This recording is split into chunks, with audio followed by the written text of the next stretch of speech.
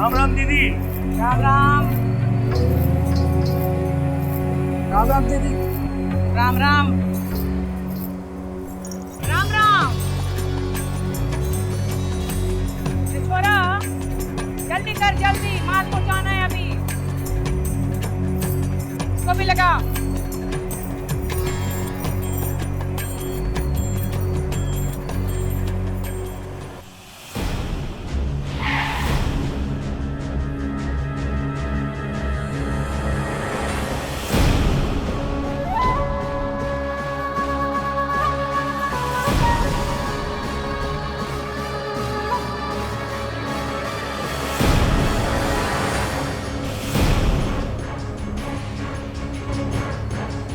इसका क्या हिसाब है, हैं?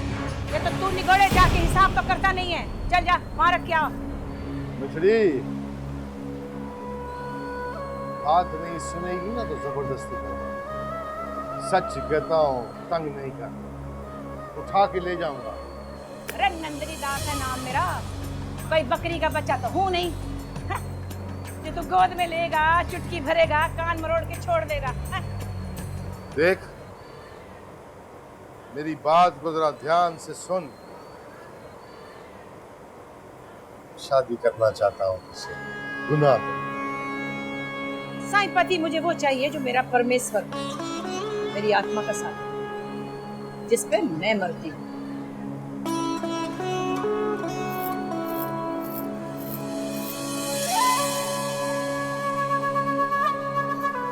मुझे ना करती है ना, सच्ची बात करती हूँ, मन के अंदर वाले मन के अंदर की बात।